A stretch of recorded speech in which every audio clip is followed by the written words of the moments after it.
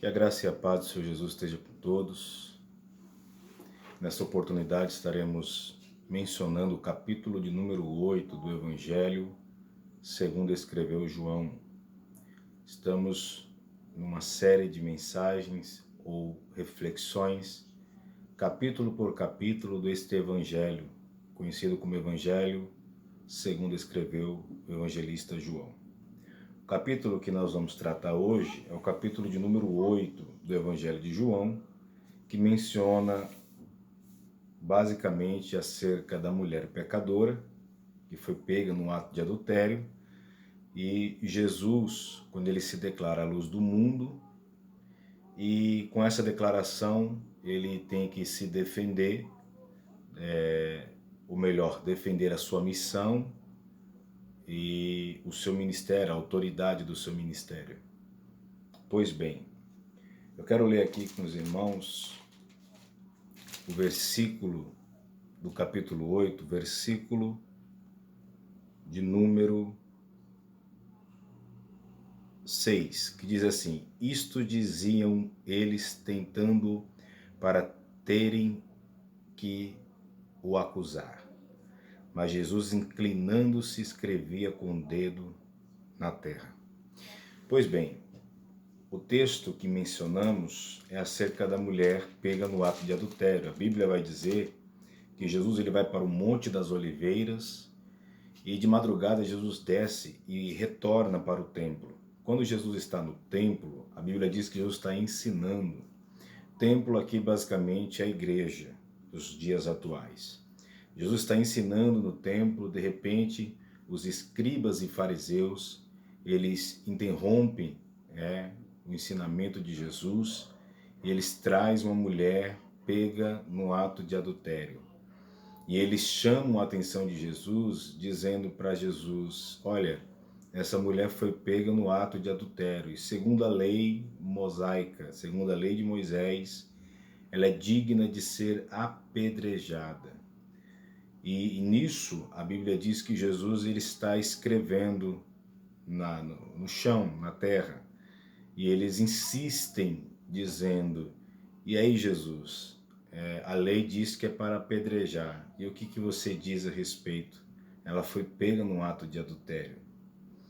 Interessante que Jesus continua escrevendo e eles continuam insistindo para que Jesus viesse dar o veredito. Mas a Bíblia diz que era para acharem de o acusar. Na verdade, o interesse era pegar Jesus. Jesus sendo contra a lei. Jesus sendo contra a lei, ele também era digno de ser réu. Pois bem, eu quero tirar algumas lições desse texto. A primeira lição que eu aprendo com esse texto é que Jesus está no templo. Templo fala de igreja, local de adoração, de buscar a Deus.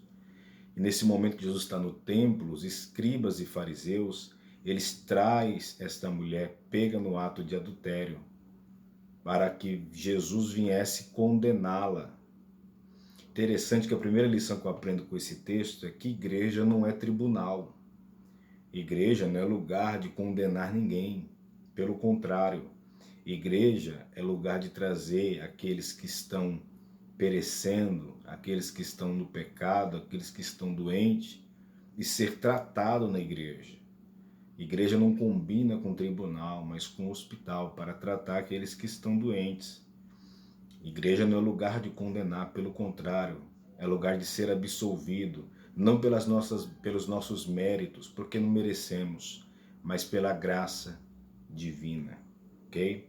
Segunda lição que eu aprendo com esse texto é que nem todos que estavam acusando aquela mulher, eles viram ela de fato sendo pega no ato de adultério. Impossível que todos vissem, a não ser que ela estivesse tendo o seu coito ali em praça pública. Mas na verdade nem todos puderam ver esse ato de adultério. Mas interessante que o texto diz que todos o acusaram aquela mulher.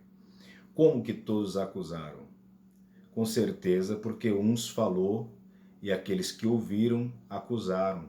A segunda lição que eu aprendo com esse texto é que tem muita gente falando que não viu. Tem muita gente que está no templo, que está na presença de Deus, mas deixa se levar por fofoca, né? Por disse e me disse, e aí acaba falando o que não viu, aquilo que não tem prova. Mas o mais interessante é que esta mulher, em nenhum momento você vê no texto ela se defendendo. Por que ela não se defende? Porque para ter o perdão é necessário reconhecer o pecado, é necessário reconhecer o erro.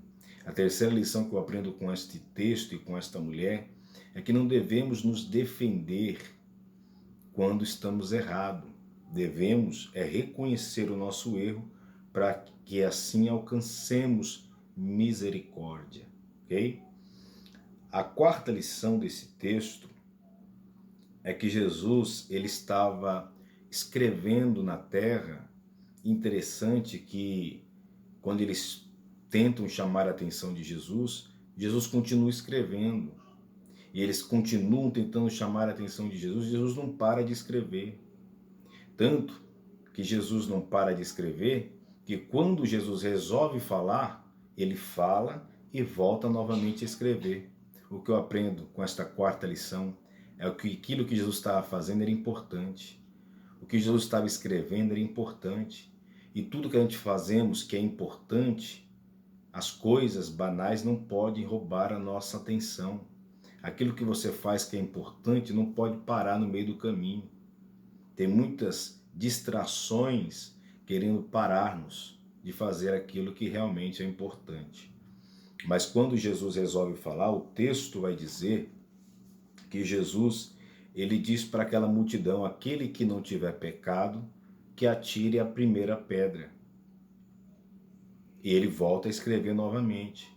Ele não fica ansioso nem preocupado com a ação daquele povo, porque ele sabia que de fato ninguém ia tirar pedra, porque todos que estavam ali eram pecadores.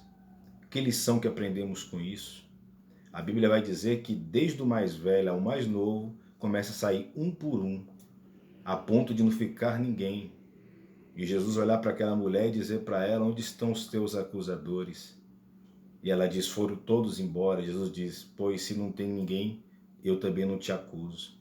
Vai-te e não peques mais. O que eu aprendo nessa quinta lição é que só pode atirar pedra quem não tem pecado. O problema é que aqueles que queriam atirar pedra naquela mulher, eles queriam atirar pedra devido ao pecado de adultério. Mas dentro deles, na consciência deles, eles tinham pecados. Pode não ser o mesmo pecado, mas também tem pecado. Então o que eu vejo nos dias de hoje é muitas pessoas tirando pedra no pecado dos outros, mas não olha para si mesmo e vê que também tem pecados. A diferença é que o pecado que você tem é diferente daquele que você quer tirar a pedra. Então, logo, o tribunal que existe dentro da nossa mente, da nossa chamada consciência, nos acusa a todo tempo.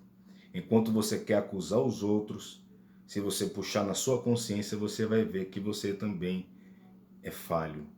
Você está acusando, mas você também se encontra no lugar de réu, quando você reconhece. Porque diz a palavra de Deus que todos pecaram e destituídos fomos da glória de Deus. Ok? A sexta lição que eu aprendo com o texto, e a última lição, é que Jesus diz para aquela mulher, vai e não peques mais. Jesus, em nenhum momento, ele foi bonzinho a ponto de fazer vistas grossas para o pecado dela. Não, jamais.